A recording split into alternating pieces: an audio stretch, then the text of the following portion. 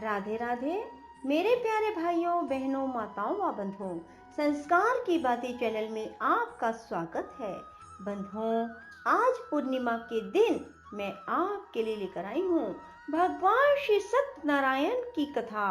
बंधुओं, जिसे सुनने मात्र से आपके सभी आर्थिक संकट सदा के लिए दूर हो जाएंगे।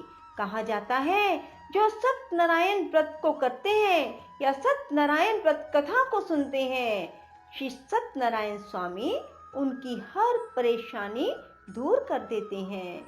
उनके जीवन में आर्थिक संपन्नता आ जाती है। उन्हें कभी भी आर्थिक संकटों का सामना नहीं करना पड़ता। बंधुओं, यदि आपने हमारे चैनल को अब तक सब्सक्राइब नहीं किया तो जरूर करें और बेल आइकन दबाना ना भूलें, ताकि आपको हमारी आने वाली सभी वीडियोस की जानकारी सबसे पहले हो सके। बंधुओं, वीडियो को पूरी सुनने के बाद कमेंट बॉक्स में जय श्री सत्यनारायण स्वामी की जरूर लिखें। बोलो सत्यनारायण स्वामी की जय हो। बंधुओं, सत्यनारायण व्रत करने वाला मनुष्य पूर्णिमा के दिन सायंकाल के समय स्नान आदि से निवृत्त होकर पूजा स्थान पर आसन लगाकर बैठे और श्री गणेश, गौरी, वरुण, विष्णु आदि सभी देवताओं का ध्यान करके पूजन करें। संकल्प करें कि मैं श्री सत्यनारायण स्वामी का पूजन व कथा श्रवण सदैव करूंगा। पुष्प हाथ में लेकर श्री सत्यनारायण का ध्यान करें। यज्ञोपवीत पुष्प नैवेद्य आदि से युक्त होकर स्तुति करें। हे भगवान, मैंने श्रद्धा पूर्वक फल, जल आदि सब सामग्री आपके अर्पण की है, इसे स्वीकार कीजिए। मेरी विपदाओं से रक्षा कीजिए। मैं आपको बारंबार प्रणाम करता हूँ। इसके बाद श्री सत्यनारायण भगवान की कथा पढ़ें या फिर श्रवण करें। श्री सत्यनारायण भगवान की कथा आरंभ। पहला अध्याय। एक समय नैमिषारण्य तीर्थ में शौनक आदि 88,000 ऋषियों ने श्री सूत जी से पूछा, हे प्रभु, इस कलयुग में वेद विद्या रहित मनुष्यों को प्रभु भक्ति किस प्रकार मिलेगी? इसका उद्धार कैसे होगा? हे मुनिश्रेष्ठ, कोई ऐसा तप कहिए जिसमें थोड़े समय में पुण्य प्राप्त हो और मन वांछित फल भी मिले। वह कथा सुनने की हमारी प्रबल इच्छा है। सर्वशास्त्र ज्ञाता श्री सूत जी बोले, हे वैष्णवों में पूज्य, आप सब ने प्राणियों के हित की बात पूछी है। अब मैं उस श्रेष्ठ व्रत को आप लोगों से कहूँगा, जिस व्रत को नारद जी ने श्री लक्ष्मी नारायण भगवान से पूछा और श्री लक्ष्मीपति ने मुनि श्रेष्ठ नारद जी से कहा। यह कथा ध्यान से सुनो। एक समय योगी राज नारद जी दूसरों के हित की इच्छा से अनेक लोकों में घूमते हुए मृत्यु लोक में यहाँ पहुँचे। यहाँ अनेक योनियों में जन्मे हुए प्राय सभी मनुष्यों को अपने कर्मों द्वारा अनेकों दुखों से पीड़ित देखकर विचार करने लगे, किस यत्न के करने से निश्चय ही मानवों के दुखों का नाश हो सकता है।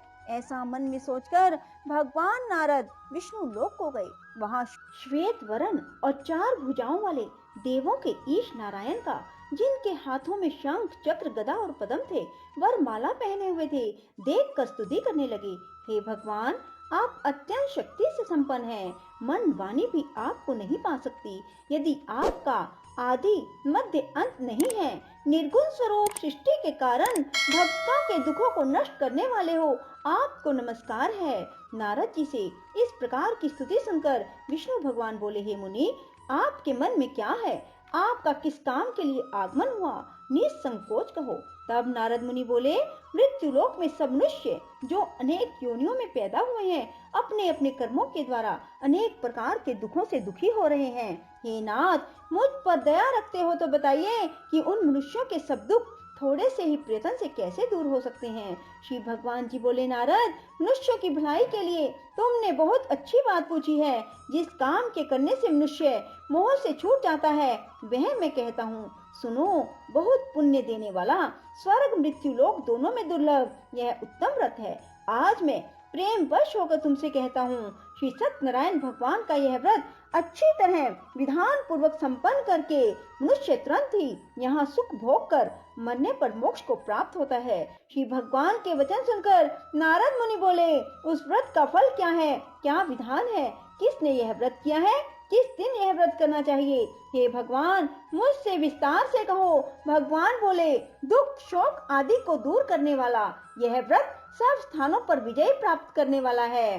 भक्ति और श्रद्धा के साथ किसी भी दिन मनुष्य श्री सत्यनारायण की शाम के समय ब्राह्मणों और बंधुओं के साथ धर्म परायण होकर पूजा करे।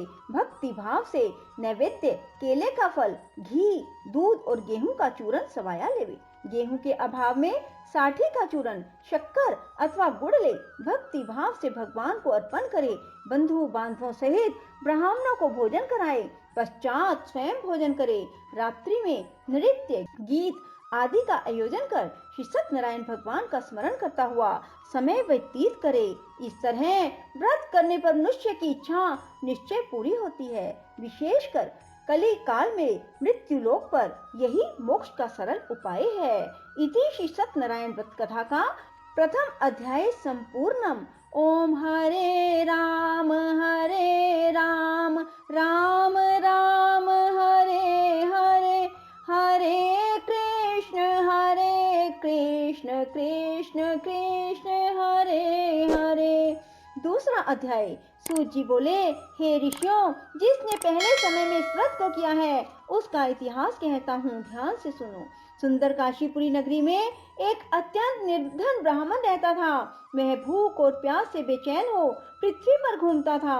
ब्राह्मणों से प्रेम करने वाले श्री भगवान ने ब्राह्मण को दुखी देखकर बूढ़े ब्राह्मण का रूप धारण कर उसके पास जा आदर के साथ पूछा, हे विप्र, तुम नित्य ही दुखी होकर पृथ्वी पर क्यों घूमते हो? हे श्रेष्ठ ब्राह्मण, यह सब मुझसे कहो, मैं सुनना चाहता हूँ। ब्राह्मण बोला, मैं निर्धन ब्राह्मण हूँ, भिक्षा के लिए पृथ्वी पर फिरता हूँ। हे भगवान, यदि आप इससे छुटकारे का उपाय जानते हो तो कृपा कर कहो। वृद्ध ब्राह्मण बोला, श्री सत्यनारायण भगवान मनवांछित फल देने वाले हैं, इसलिए हे ब्राह्मण, तू उनका पूजन कर, जिसके करने से मनुष्य सब दुखों से मुक्त होता है। ब्राह्मण को व्रत का सारा विधान बतलाकर बूढ़े ब्राह्मण का रूप धारण करने वाले श्री सत्यनारायण भगवान अंतर्ध्यान हो गए। जिस व्रत को वृद्ध ब्राह्मण ने बतलाया है मैं उसको करूंगा। यह निश्चय करने पर उस वृद्ध ब्राह्मण को रात में नींद नहीं आई। वह सवेरे उठकर श्री सत्यनारायण भगवान के व्रत का निश्चय कर भिक्षा के लिए चल दिया। उस दिन उसको भिक्षा में बहुत धन मिला, जिससे बंधु बांधवों के साथ उसने श्री सत्यनारायण का व्रत किया। उसके करने से वह विप्र सब दुखों से छूटकर अनेक प्रकार की संपत्तियों से युक्त हुआ। उस समय से वह विप्र हर मास व्रत करने लगा। इस तरह सत्यनारायण भगवान के व्रत को जो मनुष्य भी करेगा वह सब पापों से छूटकर मोक्ष को प्राप्त होगा। आगे जो पृथ्वी पर सत्यनारायण भगवान का व्रत करेगा वह मनुष्य सब दुखों से छूट जाएगा। इस तरह नारद जी से नारायण का कहा हुआ यह व्रत मैंने तुमसे कहा। हे विप्रो, अब मैं और क्या कहूँ? ऋषि बोले, हे मुनीश्वर, संसार में इस विप्र से सुनकर किस किसने इस व्रत को किया हम सब सुनना चाहते हैं। इसके लिए हमारे मन में श्रद्धा है। सूत जी बोले, हे मुनियों, जिसने इस व्रत को किया वह सब सुनो। एक समय यह वृद्ध ब्राह्मण धन और ऐश्वर्य के अनुसार बंधु बांधवों के साथ व्रत करने को तैयार हुआ। उसी समय एक लकड़ी बेचने वाला बूढ़ा आदमी आया और बाहर लकड़ियों को रखकर विप्र के मकान में गया। प्यास से दुखी लकड़हारा उनको व्रत करते देखकर विप्र को नमस्कार कर कहने लगा, आप यह किसका पूजन कर रहे हैं? इस व्रत को करने से क्या फल मिलता है? कृपा करके मुझे भी बताओ। ब्राह्मण ने कहा, सब मनोकामनाओं को पूरा करने वाला यह श्री सत्यनारायण भगवान का व्रत है। इनकी कृपा से मेरे यहाँ धन धान्य आदि की विधि हुई है। विप्र से इस व्रत के बारे में जानकर लकड़हारा बहुत प्रसन्न हुआ। भगवान का चरणामृत ले भोजन करने के बाद अपने घर को गया। लकड़हारे ने अपने मन में इस प्रकार संकल्प किया कि आज ग्राम में लकड़ियां बेचने से जो भी धन मिलेगा उसी से मैं श्री सत्यनारायण देव का उत्तम व्रत करूंगा। यह मन में विचार कर वह बूढ़ा आदमी लकड़ियां अपने सिर पर रखकर जिस नगर में धनवान लोग रहते थे ऐसे सुंदर नगर में गया। उस रोज वहां उसे उन लकड़ियों का दाम पहले दिनों से चौगुना मिला। तब वह बूढ़ा लकड़हारा दाम ले अति प्रसन्न होकर पके केले की फली, शक्कर, घी, दुग्ध, दही और गेहूं का चूरन इत्यादि श्री सत्यनारायण भगवान के व्रत की कुल सामग्रियों को लेकर अपने घर गया। फिर उसने अपने भाइयों को बुलाकर विधि के साथ भगवान जी का पूजन और व्रत किया। उस व्रत के प्रभाव से वह बूढ़ा लकड़हारा धन पुत्र आदि से युक्त हुआ और संसार के सुख भोग कर वैकुंठ को चला गया। इति श्री सत्यनारायण व्रत कथा का द्वितीय अध्याय संपूर्णम। ओम हरे राम राम राम हरे हरे, हरे कृष्ण कृष्ण कृष्ण हरे हरे। तीसरा अध्याय। सूत जी बोले, हे श्रेष्ठ मुनियों, अब आगे की कथा कहता हूँ, सुनो। पहले समय में उल्का मुख नाम का एक बुद्धिमान राजा था। वह सत्य वक्ता और जितेंद्रिय था। प्रतिदिन देव स्थानों पर जाता, गरीबों को धन देकर उनके कष्ट दूर करता था। उसकी पत्नी कमल के समान मुख वाली सती साध्वी थी।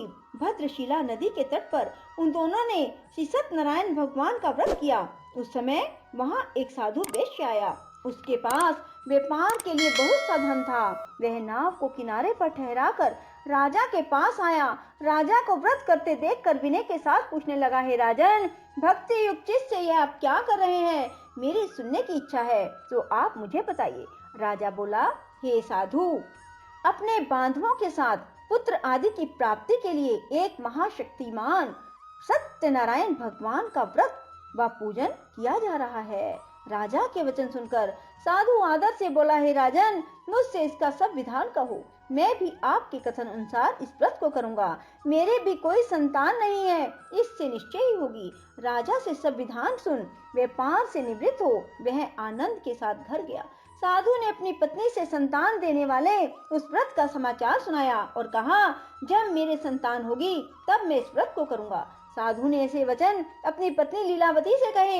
एक दिन उसकी पत्नी लीलावती पति के साथ आनंदित हो संसारिक धर्म में प्रवृत्त होकर श्री सत्यनारायण भगवान की कृपा से गर्भवती हो गई। 10वें महीने में उसके एक सुंदर कन्या का जन्म हुआ। दिनों दिन वह इस तरह बढ़ने लगी जैसे शुक्ल पक्ष का चंद्रमा बढ़ता है। कन्या का नाम कलावती रखा गया। तब लीलावती ने मीठे वचनों में अपने पति से कहा, जो आपने संकल्प किया था भगवान का व्रत करूंगा, अब आप उसे करिए। साधु बोला, प्रिय, कन्या के विवाह पर करूंगा। इस प्रकार अपनी पत्नी को आश्वासन दे वह नगर को गया। कलावती पितृगृह में वृद्धि को प्राप्त हो गई। साधु ने जब नगर में सखियों के साथ अपनी पुत्री को देखा तो तुरंत ही दूत को बुलाकर कहा, पुत्री के वास्ते कोई सुयोग्य वर देख कर लाओ। साधु की आज्ञा पाकर दूत कंचन नगर पहुंचा और वहां पर खोज कर देखभाल करके लड़की के लिए सुयोग्य वनित पुत्र को ले आया। उस सुयोग्य लड़के को देखकर साधु ने अपने बंधु बांधवों सहित प्रसन्नचित्त हो अपनी पुत्री का विवाह उसके साथ कर दिया। किंतु दुर्भाग्य से विवाह के समय भी उस व्रत को करना भूल गया। तब श्री भगवान क्रोधित हो गए और श्राप दिया कि तुम्हें दारुण दुख प्राप्त होगा। अपने कार्य में कुशल साधु बनिया जामाता सहित नावों को लेकर व्यापार करने के लिए समुद्र के समीप स्थित रतनसारपुर नगर में गया और वहां दोनों ससुर जमाई चंद्रकेतु राजा के उस नगर में व्यापार करने लगे। एक दिन भगवान सत्यनारायण की माया से प्रेरित कोई चोर राजा का धन चुरा कर भागा जा रहा था, किंतु राजा के दूतों को आता देखकर चोर ने घबराकर भागते हुए राजा के धन को वहीं नाव में चुपचाप रख दिया जहां वो ससुर जमाई ठहरे हुए थे। चोर भाग गए। जब दूतों ने उस साधु वैश्य के पास राजा के धन को रखा देखा तो दोनों को बांध कर ले गए और प्रसन्नता से दौड़ते हुए राजा के समीप जाकर बोले, यह दो चोर हम पकड़ कर लाए हैं, देख कर आज्ञा दें। तब राजा की आज्ञा से उनको कठिन कारावास में डाल दिया गया और उनका धन छीन लिया। सत्यनारायण भगवान के श्राप द्वारा उनकी पत्नी भी घर पर बहुत दुखी हुई। घर पर जो धन रखा था चोर चुरा कर ले गए। शारीरिक व मानसिक पीड़ा, भूख प्यास से अति दुखित हो अन्न की चिंता में कलावती एक ब्राह्मण के घर गई। वहां उसने सत्यनारायण भगवान का व्रत होते देखा। फिर कथा सुनी, प्रसाद ग्रहण कर रात को घर आई। माता ने कलावती से कहा, हे पुत्री, अब तक कहाँ रही? वह तेरे मन में क्या है? कलावती बोली, हे माता, मैंने एक ब्राह्मण के घर श्री सत्यनारायण भगवान का व्रत देखा। कन्या के वचन सुनकर लीलावती भगवान के पूजन की तैयारी करने लगी। लीलावती ने परिवार और बंधुओं सहित श्री सत्यनारायण भगवान का पूजन किया, वर मांगा कि मेरे पति और दामाद शीघ्र घर आ जाएं। साथ ही प्रार्थना की कि हम सब का अपराध क्षमा करो। सत्यनारायण भगवान उस व्रत से संतुष्ट हो गए और राजा चंद्रकेतु को स्वप्न में दर्शन देकर कहा, हे राजन, दोनों वैश्यों को प्रातः ही छोड़ दो और उनका सब धन जो तुमने ग्रहण किया है दे दो, नहीं तो मैं तेरा धन, राज्य, पुत्र आदि नष्ट कर दूंगा। राजा से ऐसे वचन कहकर भगवान अंतर्ध्यान हो गए। प्रातः काल राजा चंद्रकेतु ने सभा में अपना स्वप्न सुनाया। फिर दोनों वणिक पुत्रों को कैद से मुक्त कर सभा में बुलाया। दोनों ने आते ही राजा को नमस्कार किया। राजा मीठे वचनों से बोला, हे महानुभावों, भावीवश ऐसा कठिन दुख प्राप्त हुआ, अब तुम्हें कोई भय नहीं। ऐसा कहकर राजा ने उनको नए नए वस्त्र आभूषण पहनाए। उनका जितना धन लिया था उससे दुगना धन देकर आदर से विदा किया। दोनों वैश्य अपने घर को चल दिए। इतिश्री सत्यनारायण व्रत कथा का तृतीय अध्याय संपूर्ण। ओम हरे राम राम राम हरे हरे, हरे कृष्ण कृष्ण कृष्ण हरे हरे। चौथा अध्याय। सूत जी बोले, वैश्य ने मंगलाचार करके यात्रा आरंभ की और अपने नगर को चला। उनके थोड़ी दूर निकलने पर दंडी वेशधारी श्री सत्यनारायण भगवान ने उनसे पूछा, हे साधु, तेरी नाव में क्या है? अभिमानी वणिक हंसता हुआ बोला, हे दंडी, आप क्यों पूछते हो? क्या धन लेने की इच्छा है? मेरी नाव में तो बेल और पत्ते भरे हैं। वैश्य का कठोर वचन सुनकर भगवान ने कहा, तुम्हारा वचन सत्य हो। दंडी ऐसा कहकर वहां से दूर चले गए। कुछ दूर जाकर समुद्र के किनारे बैठ गए। दंडी के जाने पर वैश्य ने नित्य क्रिया करने के बाद नाव को ऊंची उठी देखकर अचंभा किया। नाव में बेल पत्ते देखकर मूर्छित हो जमीन पर गिर पड़ा। फिर मूर्छा खुलने पर अत्यंत शोक प्रकट करने लगा। तब उसका दामाद बोला, आप शोक ना करें, यह दंडी का श्राप है, अतः उनकी शरण में चलना चाहिए, तभी हमारी मनोकामना पूरी होगी। दामाद के वचन सुन वह दंडी के पास पहुंचा और अत्यंत भक्ति भाव से नमस्कार करके बोला, मैंने जो आपसे असत्य वचन कहे थे उनको क्षमा करो। ऐसा कहकर महान शोकातुर हो रोने लगा। तब दंडी भगवान बोले, हे वणिक पुत्र, मेरी आज्ञा से बार बार तुम्हें दुख प्राप्त हुआ है, तू मेरी पूजा से विमुख हुआ। साधु बोला, हे भगवान, आपकी माया से ब्रह्मा आदि भी आपके रूप को नहीं जानते, तब मैं अज्ञानी कैसे जान सकता हूँ? आप प्रसन्न होइए, मैं समर्थ्य के अनुसार आपकी पूजा करूंगा, मेरी रक्षा करो। पहले के समान नौका में धन भर दो। उसके भक्ति भाव वचन सुनकर प्रसन्न हो उनकी इच्छा अनुसार वर देकर अंतर्ध्यान हो गए। तब उन्होंने नाव पर आकर देखा कि नाव धन से परिपूर्ण है। फिर वह भगवान सत्यनारायण का पूजन कर साथियों सहित अपने नगर को चला। जब अपने नगर के निकट पहुंचा तब दूत को घर भेजा। दूत ने साधु के घर जा उसकी स्त्री को नमस्कार कर कहा, साधु अपने दामाद सहित इस नगर के समीप आ गए। लीलावती और कलावती उस समय भगवान का पूजन कर रही थी। ऐसा वचन सुन साधु की स्त्री ने बड़े हर्ष के साथ सत्यदेव का पूजन कर पुत्री से कहा, मैं अपने पति के दर्शन को जाती हूँ, तू कार्य पूर्ण कर शीघ्र आ जाना। परंतु कलावती व्रत एवं प्रसाद छोड़कर पति के पास चली गई। प्रसाद की अवज्ञा के कारण सत्यदेव रुष्ट हो गए। उसके पति को नाव सहित पानी में डुबो दिया। कलावती अपने पति को ना देखकर रोती हुई जमीन पर गिर गई। इस तरह नौका को डूबा हुआ और कन्या को रोता देख साधु दुखित हो बोला, हे प्रभु, मुझसे या मेरे परिवार से जो भूल हुई है उसे क्षमा करो। उसके दीन वचन सुनकर सत्यदेव प्रसन्न हो गए और आकाशवाणी हुई, हे साधु, तेरी कन्या मेरे प्रसाद को छोड़कर आई है, इसलिए इसका पति अदृश्य हुआ है। यदि वह घर जाकर प्रसाद खाकर लौटे तो उसे पति अवश्य मिलेगा। ऐसी आकाशवाणी सुनकर कलावती ने घर पहुंचकर प्रसाद खाया, फिर आकर पति के दर्शन किए। इसके बाद साधु ने बंधु बांधवों सहित सत्यदेव का विधि पूर्वक पूजन किया। इस लोक का सुख भोग कर अंत में स्वर्ग लोक को गया। इति श्री सत्यनारायण व्रत कथा का चतुर्थ अध्याय संपूर्ण। ओम हरे राम राम राम हरे हरे, हरे कृष्ण कृष्ण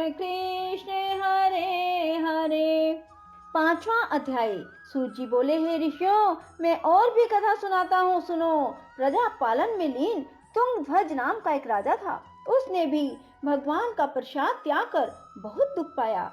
एक समय वन में जाकर वन्य पशुओं को मारकर बड़ के वृक्ष के नीचे आया। वहां उसने ग्वालों को भक्ति भाव से बांधवों सहित श्री सत्यनारायण का पूजन करते देखा। राजा देखकर भी अभिमानवश वहां नहीं गया, ना नमस्कार किया। जब ग्वालों ने भगवान का प्रसाद उसके सामने रखा तो वह प्रसाद त्याग कर अपनी नगरी को चला गया। वहां उसने अपना सब कुछ नष्ट पाया तो जान गया कि यह सब भगवान ने किया है। तब वह विश्वास कर ग्वालों के पास दोबारा गया और विधि पूर्वक पूजन कर प्रसाद खाया। सत्यनारायण देव की कृपा से सब कुछ पहले जैसा हो गया। फिर दीर्घकाल तक सुख भोग कर मरने पर स्वर्ग लोक को गया। जो मनुष्य इस परम दुर्लभ व्रत को करेगा या कथा को सुनेगा, भगवान की कृपा से उसे धन धान्य की प्राप्ति होगी। निर्धन धनी बंदी बंधन से मुक्त होकर निर्भय हो जाता है। संतानहीनों को संतान की प्राप्ति होती है और सभी मनोरथ पूर्ण होकर अंत में वैकुंठ धाम को जाता है। जिन्होंने पहले इस व्रत को किया, अब उनके दूसरे जन्म की कथा सुनो। वृद्ध शतानंद ब्राह्मण ने सुदामा का जन्म लेकर मोक्ष पाया। उल्कामुख नाम का राजा दशरथ होकर वैकुंठ को प्राप्त हुआ। साधु नाम के वैश्य ने मोर ध्वज बनकर अपने पुत्र को आरे से चीरकर मोक्ष को प्राप्त किया। महाराज तुंगध्वज ने स्वयं भू होकर भगवान में भक्ति युक्त कर्म कर मोक्ष को प्राप्त किया। इति श्री सत्यनारायण व्रत कथा का 5वां अध्याय संपूर्णम।